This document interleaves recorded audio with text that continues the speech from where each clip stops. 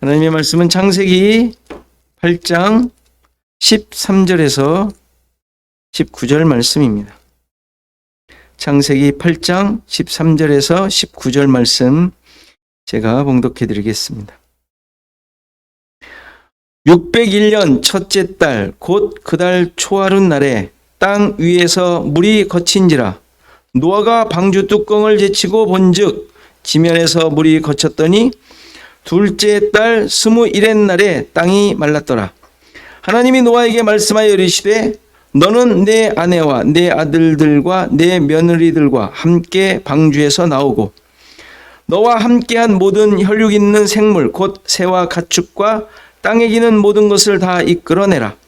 이것들이 땅에서 생육하고 땅에서 번성하리라 하시매 노아가 그 아들들과 그의 아내와 그 며느리들과 함께 나왔고 땅 위의 동물 곧 모든 짐승과 모든 기는 것과 모든 새도 그 종류대로 방주에서 나왔더라. 아멘.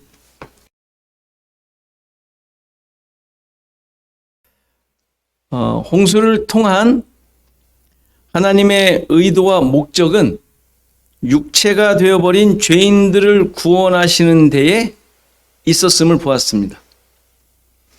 그들을 없애버리고 새로운 시작을 하시는 것이 아니라 이들을 향한 하나님의 구원이 어떻게 이루어지는지를 노아를 통하여 방주를 만들게 하시고 그 모든 과정 속에 계시해 주신 것이죠. 기품의 샘이 터지고 하늘의 창문이 열려 40주야 비가 오게 하심으로 심판과 구원이 성취되게 하셨죠. 또 가득하던 물이 줄어들게 하시는 과정을 통하여 참된 안식이 어떻게 성취되는 것인지를 보여주셨어요. 아라랏산에 방주가 머물렀습니다. 안식했다는 의미인데 머물렀다는 말이, 그런데 그 산이 어떤 산이라 그랬습니까? 저주의 산이라 그랬어요. 어떻게 저주의 산에서 안식, 쉼이 있을 수 있습니까? 그렇죠? 이 모습은 십자가가 세워진 골고다 산에서 대속의 십자가가 세워진 것을 의미하는 내용이라고 했어요. 그러니까 저주가 있는 곳에 쉼이 있는 거예요. 이 역설, 기독교는 역설적인 내용들이 많잖아요. 역설적이지 않습니까? 십자가를 통하여 참 안식을 얻게 될 것을 계시하셨던 것입니다. 그리고 방주에 낸 창문을 열고 까마귀와 비둘기를 내보내시는 사건도 하나님의 구속 역사, 예수 그리스도와 십자가 사건으로 말미암아 어둠이 물러가고 완전히 달라진 새로운 세상에서 하나님께서 주시는 새로운 생명의 양식을 가진 존재로 살게 될 것을 보여주시는 사건이었단 말이에요. 이제 다 이해하시죠? 이렇게 계시하신 하나님의 구원 역사, 구원 계획들의 드러남이 오늘 본문에서도 좀 더 구체적으로 이렇게 또 나오고 있습니다. 13절을 보면 601년 1월 1일에 물이 거쳤고 노아가 방주 뚜껑을 열었다라고 합니다. 열고 보았다라고 하죠. 당연히 새로운 시대, 새로운 환경이 펼쳐졌다는 것을 보여주죠. 601년 1월 1일 정월 초하루, 새로운 시작을 알려주는 모습, 내용이죠. 그런데 여기서 중요한 장면이 하나 나오죠. 뭡니까? 방주의 뚜껑을 제쳤다라는 말이에요. 새로운 문장 같지 않습니까? 그렇죠? 여러분들의 생각으로라면 어떻게, 앞에 쭉 있었던 내용으로 한다면 어떤 말이, 어떤 문구가 맞겠어요? 방주가 창문을 열었다, 뭐 이렇게 나와야 되지 않겠어요? 앞에 창문이 계속 있었잖아요. 창도 있었고. 그럼 열었다 그래야 되잖아요. 근데 왜 제쳤다? 그것도 뚜껑을 제쳤다라는 문장이 나온단 말이에요. 그냥 생각 없이 다 읽지 않았습니까? 이런 것들. 그냥 뭐 그런가 보다 했죠. 갑자기 방주에 뚜껑이 나와요. 여기서 뚜껑이라는 단어는 당연히 덮다, 가리다라는 동사에서 나온 명사예요. 덮은 거, 가린 거, 그러니까 그 위에 있는 게 뚜껑이죠. 덮개. 근데 방주에 덮개가 있었나요? 뚜껑이? 없었던 거예요. 근데 왜 갑자기 이 본문에 와서 8장에 와서 뚜껑, 덮개라는 단어를 썼냐 이거죠. 이 뚜껑이라는 덮개라는 이 단어는 뒤에 가서 성막의 덮개를 의미하는 단어로 쓰입니다. 출애굽기에 계속 나오죠. 이제 그 덮개 성막에 대한 그 내용 나올 때 거기서 이 덮개라는 말이 계속 나와요. 거기만 나와요. 그리고 이 단어가 여기에서만 그 방주의 뚜껑이라고 번역을 했어요. 원래 제대로 번역하려면 덮개 이렇게 해야죠. 방주의 덮개. 그러니까 이 말은 방주 자체가 하나님이 함께 하시는, 하나님이 계시는 성막, 성전을 의미한다는 사실을 보여주죠. 그런데 노아가 이 덮개를 제쳤다라고 합니다. 제쳤다. 이 제치다라는 단어는 의미가 빗나가다, 돌이키다, 떠나다, 제거하다, 끝내다 이런 의미가 있는 단어예요. 그거를 우리가 그냥 제쳤다, 제쳤다라는, 제치다라는 의미로 이제 번역을 했는데 앞에 나왔던 창문도 그랬지만 6장에서 방주를 만들 때 냈던 창이 있었죠.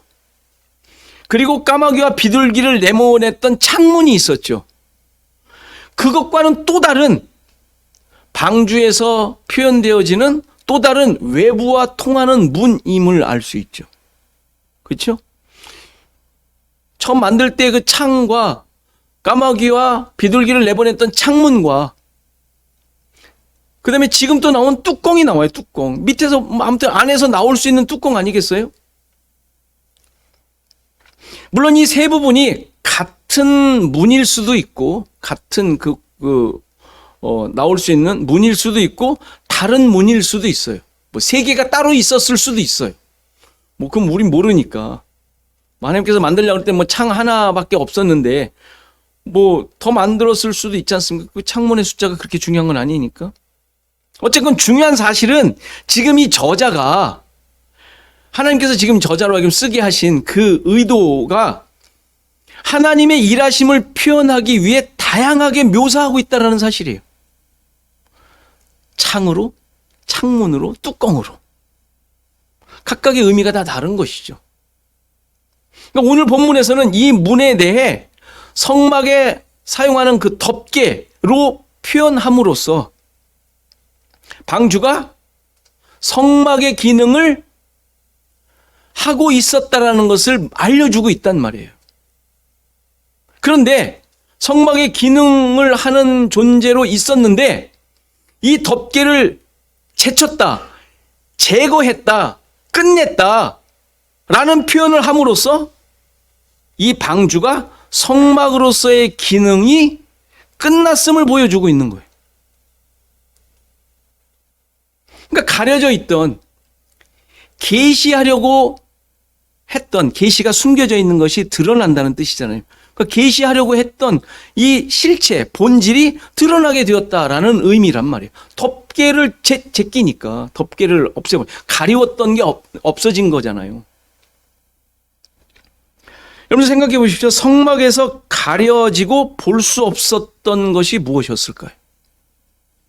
우리 충분히 예상할 수 있죠? 지성소였어요. 지성소. 아무나 갈 수가 없어요. 그러니까 이 덮개가 제거되므로 그 지성소가 이제 드러나게 된 것이죠. 지성소가 이제 가려진, 막혀진, 함부로 갈 수 없는 곳이 아닌 것이 된 것임을 말해주는 것이죠. 이 내용은 우리가 잘 알죠. 예수 그리스도의 십자가 사건으로 말미암아 지성소의 휘장이 위로부터 아래로 찢어진 내용을 예표하고 있는 내용이에요. 같은 내용인 것이죠. 다시 말해서 방주로 말미암아 하나님께서 구원하시려고 하셨던, 우리가 소위 구원의 방주라 그러잖아요. 구원의 방주. 이 구원의 방주로서의 역할이 끝나버린 거예요, 이제. 대속의 역사가, 방주가 대속이라는 그 나무로 만들어졌다 그랬잖아요. 그 대속의 역사가 끝난 것이에요. 더 이상의 방주는 의미가 없게 된 것이죠. 그리고 나서 15절에 하나님께서 노아에게 말씀하여 이르십니다. 여기서 이르다라는 말이 처음 나온 건데 그냥 우리말로는 말하다라는 말이에요. 말하다. 그러니까 말하여 말씀하여 이르다라고 이렇게 표현했지만 말씀을 말하셨다 이 말이에요. 말씀하기를 말하셨다 이렇게 되죠. 근데 그 말하셨다 뒤에 나오는 말하셨다라는 말이 처음 나오는 단어예요. 좀 더 구체적으로 이게 말하다라는 단어인데 똑같이 말하다라는 앞에 말이나 뒤에 말이나 똑같이 말하다라는 건데 뒤에 있는 말하다라는 그 동사의 의미를 좀 더 구체적으로 설명한다면 약속하신 것을 이루셔서 목적하신 것을 드러내신다라는 의미, 좀 더 구체적인 의미가 있는 단어예요. 그러니까 노아에게 이르신다는 말은 말 그대로 구원을 이루시겠다는 표현을 하시는 거예요.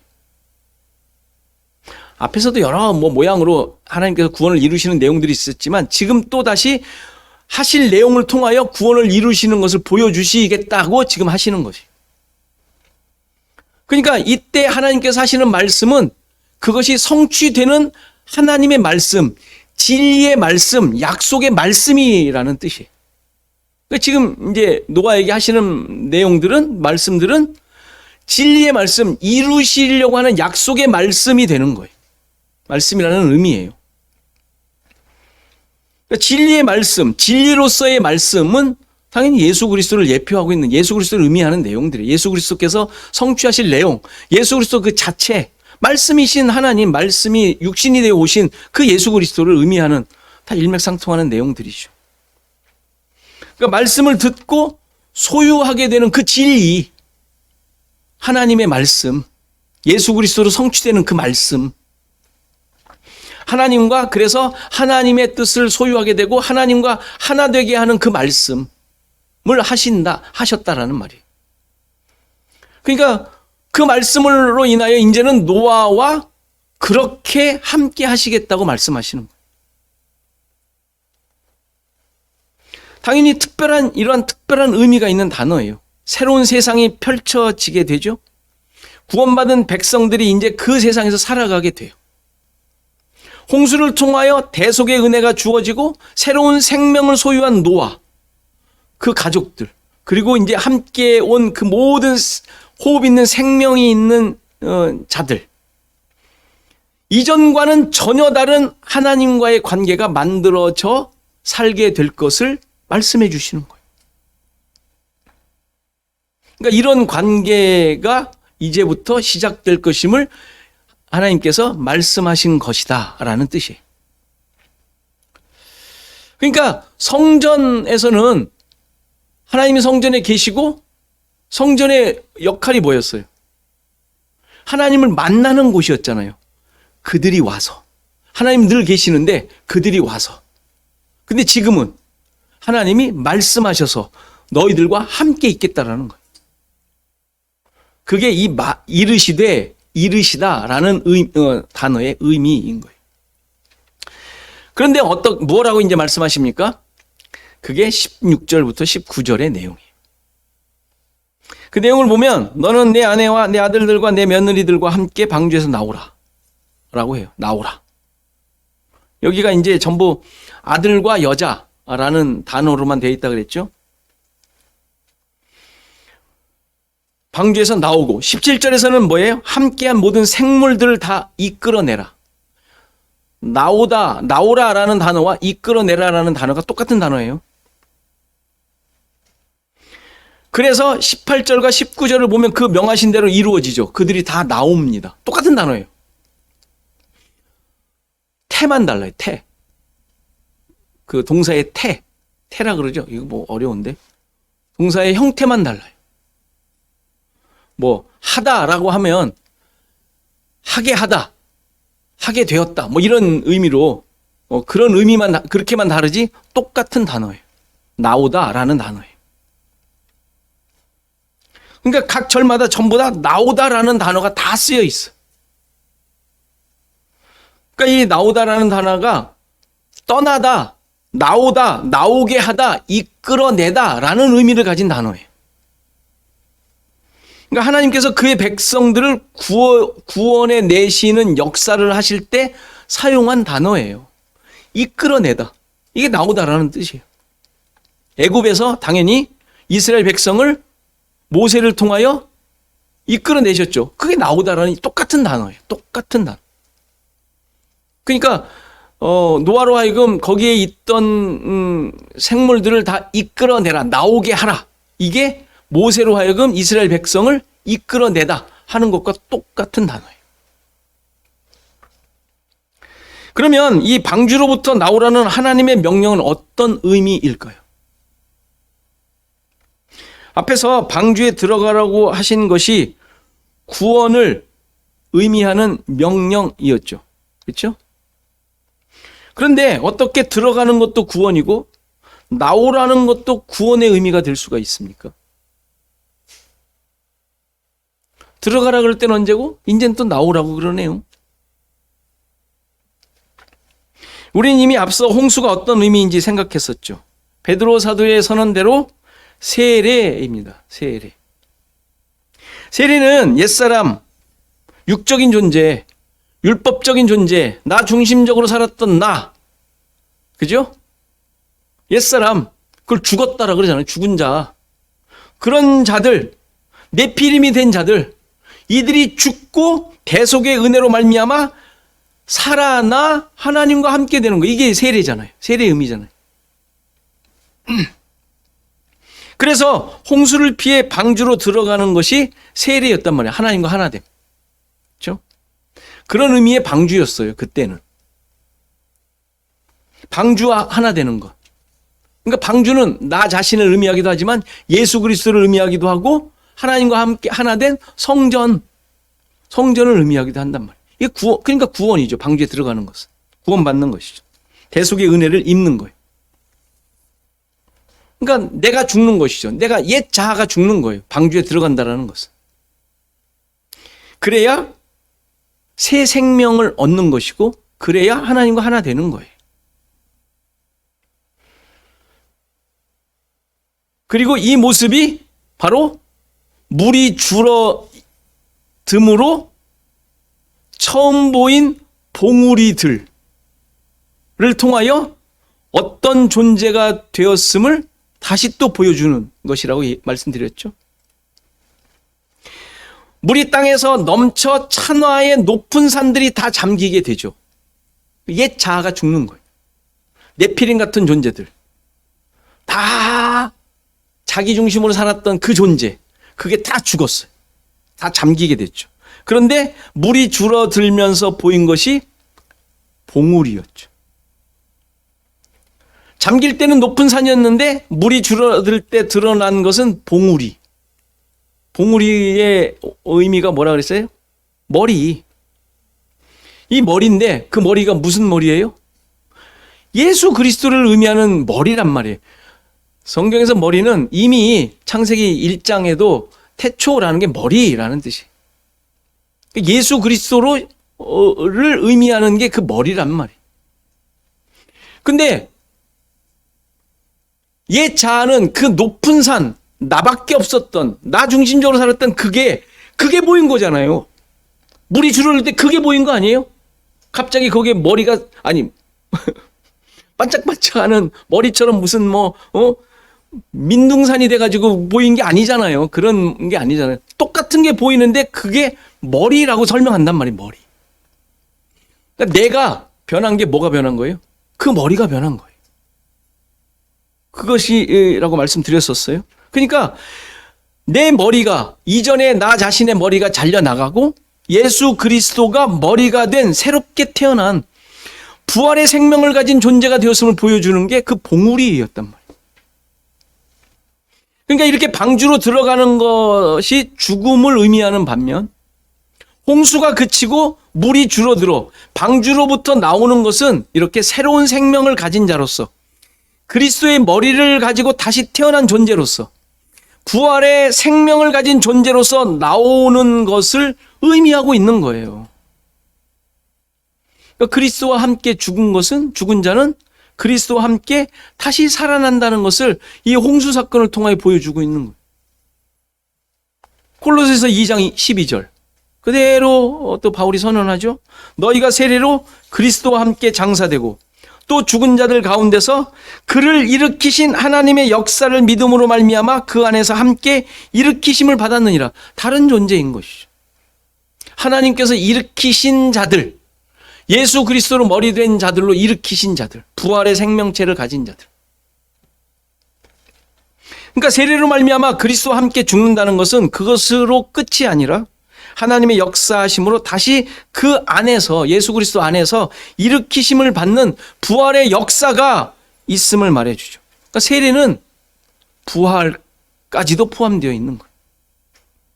이것이 방주에서 나오라는 명령으로 주시는 내용이에요. 당연히 나와야 돼요. 당연히 부활체로 나와야 하니까.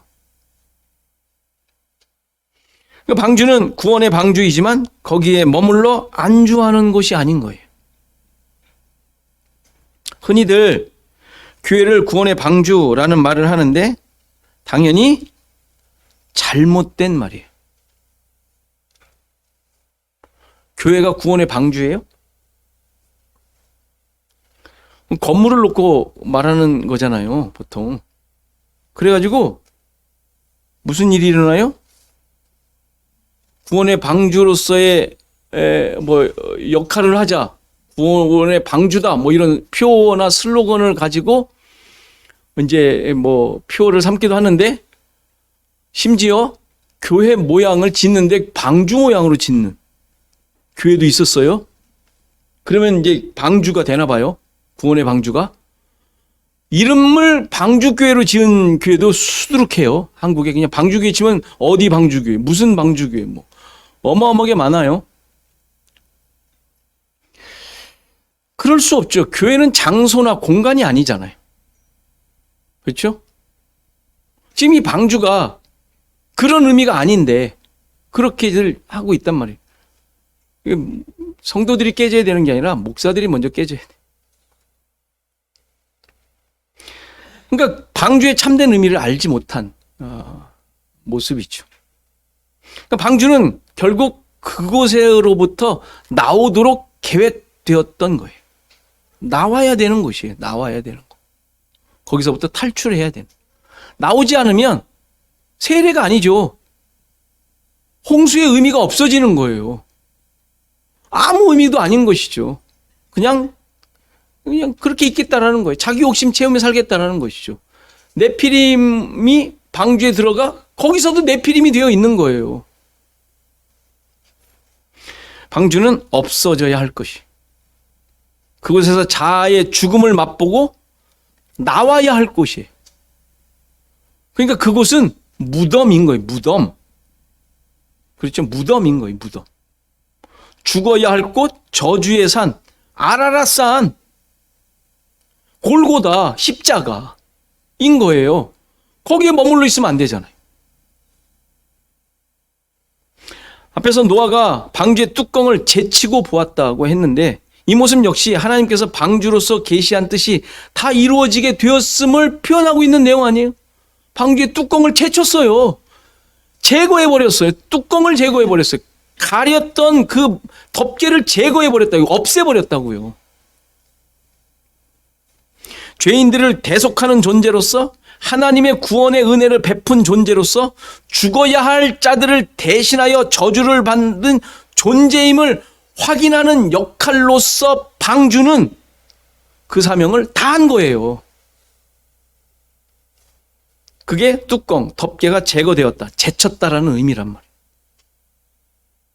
이제 그곳으로부터 나와야 하는 거예요. 그리고 주어지는 하나님의 뜻은 무엇입니까? 땅에서 생육하고 번성하라. 창조 때 주신 명령을 그대로 주시네요. 그 약속을 다시 주시는 것이죠.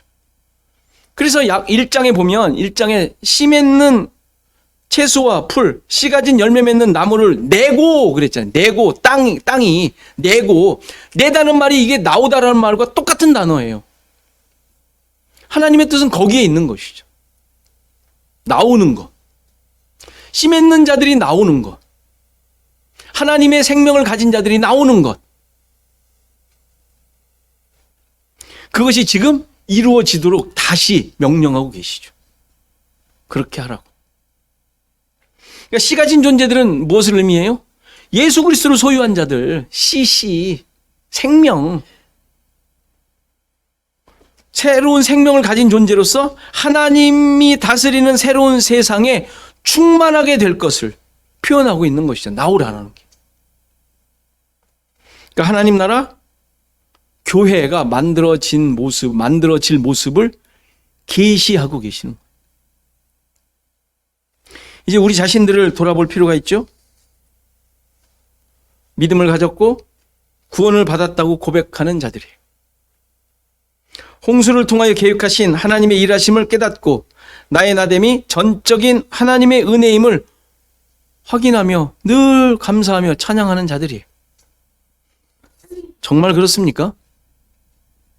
정말입니까?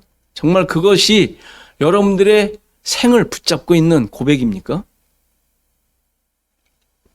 저주의 죽음을 그리스도와 함께 죽으셨나요? 아까 성찬을 나눌 때 미리 먼저 말씀드린 내용이지만 찢기고 내가 아무것도 아닌 죽은 자, 아무것도 아닌 존재임이 고백되었고 확인되었느냐. 근데 뭐 이렇게 뭐가 살아있죠? 자꾸. 그 사람 못 이겨 그렇게 안달복달하지 않습니까? 그 사람 때문에 너무 힘들지 않습니까? 못 이겨서. 우리가 그렇게 살지 않습니까? 그 저주의 죽음을 그리스도와 함께 죽은 자들이 방주에 들어간 자들이에요. 만일에 그것이 아직도 있다면 방주에 안 들어간 자인 거예요. 나오기는커녕 들어가지도 않았는데. 그렇죠? 그것이 있다면 들어가지도 않은 자예요. 들어가지도 않은 자. 방주는 세상의 공격과 어떤 그 세상에서 느끼는 불안과 공포 이런 데에서 벗어나 안락하게 편안함을 주는 장소가 아니에요. 그런 곳이 아니라고요. 거기는 그냥 저주의 죽는 곳이에요. 내가 저주의 죽음으로 저주받을 자임을 깨닫고 죽는 곳이라고요. 십자가에서 저주받은 존재가 될 자임을 확인하고 속전이 아니면 나는 그렇게 죽을 수밖에 없다라는 것을 고백하는 자들이 들어가 있는 자들인 거예요. 속전이 아니면 왜 내가 못하니까. 아무리 봐도 이거 정말 못해요. 속전, 누군가가 대신 정말 해주지 않으면 나는 맨날 이 모양 이 꼴로 살겠구나. 고백된 자들이 방주에 들어간 자들이라고. 그래야 그 속전으로 말미암아 살아날 수 있는 거예요. 거기서부터 나오는 거예요. 그리고 그 명령이 하나님께서 나오라는 그 명령이 들리지 않겠어요? 이제 드디어 나오라고 하시는구나. 들어간 적이 없는데 나오기는 무슨 나오겠어요? 그렇죠?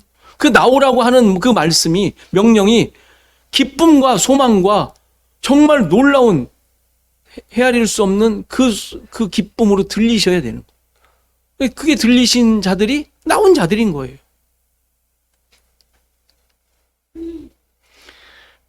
그렇지 않으면 왜 방주에서 나와? 이 좋은 데에서?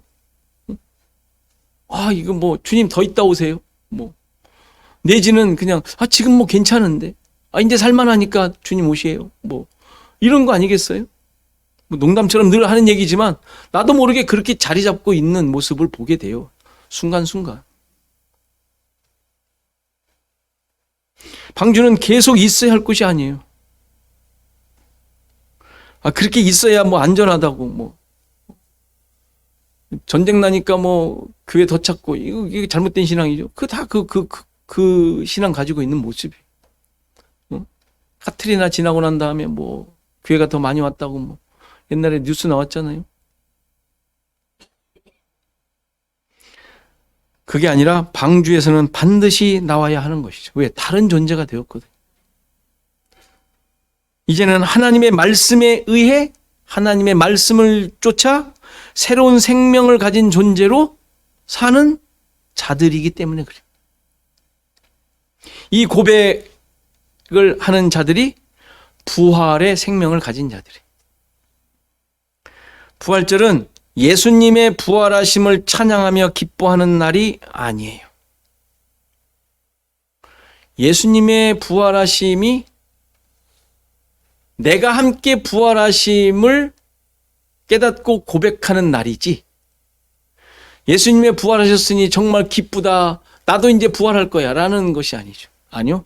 예수님의 부활로 말미암아 십자가의 죽음으로 나도 죽은 자임이 고백됐고 확인됐잖아요. 부활하심으로 나도 부활한 자.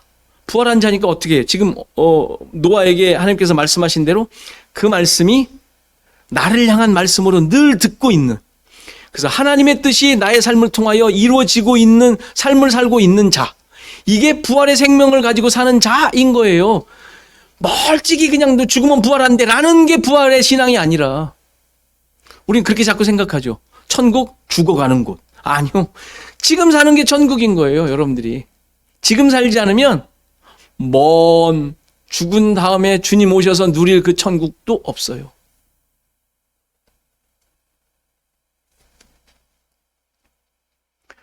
로마서 6장 3절 5절 3절에서 5절. 무릇 그리스도 예수와 합하여 세례를 받은 우리는 그의 죽으심과 합하여 세례를 받은 줄을 알지 못하느냐. 그렇죠? 이거 지금 바울이 예수님을 생전에 보지 못한 자들이 다 포함되어 있는 성도들에게 하는 말이에요. 예수님과 함께 있었던 자들이 아니에요. 여기 듣고 있는 자들이. 그의 죽으심과 합하여 우리도 함께 죽은 줄을 모르느냐, 이 얘기 아니에요? 그러므로 우리가 그의 죽으심과 합하여 세례를 받음으로 그와 함께 장사되었나니 끝난 거예요. 죽었다라는 얘기예요. 이는 아버지의 영광으로 말미암아 그리스도를 죽은 자 가운데서 살리심과 같이 우리 또한 새 생명 가운데 행하게 하려 함이라. 지금 먼 훗날이 아니라 지금 새 생명 가운데 부활한 자라는 거예요. 방주에서 나온 자라는 이야기죠. 만일 우리가 그의 죽으심과 같은 모양으로 연합한 자가 되었으면 또한 그의 부활하심과 같은 모양으로 연합한 자도 되리라. 나중에 예수님 오시면이 아니라 이미 죽으심과 같은 모양으로 연합한 자가 되었으면, 그러니까 이게 돼 있지 않으면, 방주에 들어간 자가 되지 않으면 방주에 나올 수가 없는 거예요. 우리는 방주에 이미 들어간 자예요. 어떤 모습으로? 죽으심으로, 장사됨으로. 홍수가 다 거쳤잖아요. 나와야 되잖아요. 나온 자는 누구, 어떤 자예요? 하나님의 말씀을 듣고 죽은 것을 깨달은 자. 깨달았고 하나님의 말씀을 듣고 살아나 나온 자. 이제는 주님의 통치를 받고 있는 자. 하나님 나라에 지금 살고 있는 자. 그래서 나와서 이제 충만하게 된 세상을 살고 있는 자. 하나님의 나라를 살고 있는 자. 우리 신앙은 지금 현재 진행형이며 앞으로도 계속 되어질 그 신앙인 거예요. 우리의 고백은 먼 것을 바라며 살고 있는 자들이 아니에요. 물론 주님의 오심을 다 끝날, 온전히 완전하게 완성될 것을 기다리고 있죠. 그러나 지금도 살고 있는 거예요. 이것이 여러분들의 삶 가운데 확인되지 않으면 고달프게 사는 거예요. 확인하십시오. 고백하십시오. 어떤 자인지 계속 말씀을 통하여 고백을 하십시오. 이런 고백과 찬양과 기쁨이 여러분들 가운데 넘치시기를 간절히 바랍니다.